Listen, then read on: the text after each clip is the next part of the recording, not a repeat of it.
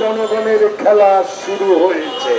Road map train চালুর ব্যবস্থা করলেন, তখনই আমরা শুনতে পাই গরুর উপর অত্যাচার, তখনই শুনতে পাই পিয়ার। আপনারা যারা বলে নির্বাচন হতে দেবে না, আপনাদের পক্ষে সম্ভব না। জনগণের খেলা শুরু হয়েছে।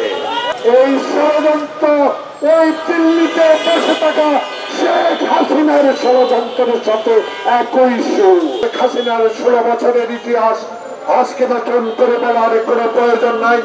শুধু আজকে মনে করিয়ে দিতে চাই, ফেব্রুয়ারি যখন নির্বাচন ঘোষণা করলেন হবে, রোড ম্যাপ ট্রেন চালুর ব্যবস্থা করলেন, তখনই আমরা শুনতে পাই নানা গুঞ্জন, তখনই শুনতে পাই নুরুর উপর অত্যাচার, তখনই শুনতে পাই পিয়ার, তখনই শুনতে পাই নির্বাচন নিয়ে ষড়যন্ত্র, তখনই শুনতে পাই যারা আমার মায়ের বুক খালি করে 71 সালে বুক থেকে নিয়ে গুলি করে হত্যা করেছে, তারা আমাদের বন্ধু ছিলেন। বন্ধু থাকেন, শহীদ জিয়া আপনাদেরকে ক্ষমা করেছিল। আজকে আমাদের নেত্রী আপনাদেরকে মন্ত্রিসভায় অংশগ্রহণ করিয়েছিলেন। আজকে যদি আবার যখন শাহাবুদ্দিনের মতো একটা নির্বাচন এই ডক্টর প্রফেসর মোহাম্মদ ইউনূস এই দেশে করবেন, ঠিক তারই পূর্ব মুহূর্তে আবার কিসের ষড়যন্ত্র শুরু করেছেন? এই ষড়যন্ত্র আপনাদের না, এই ষড়যন্ত্র ওই দিল্লিতে বসে থাকা শেখ হাসিনার ষড়যন্ত্রের সাথে একই সুর।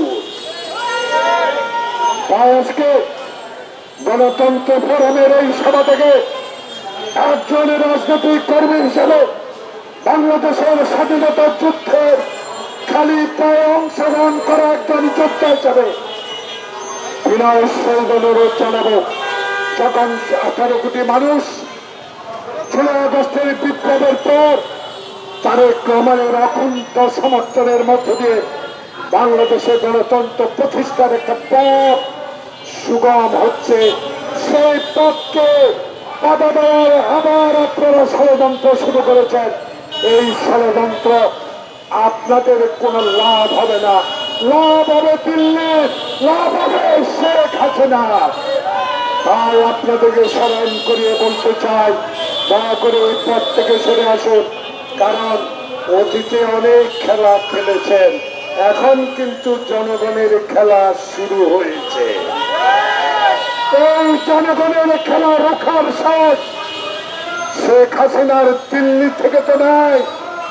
আপনারা যারা বলেন পিয়ার, আপনারা যারা বলেন নির্বাচন হতে দেবে না, আপনাদের পক্ষে সম্ভব না।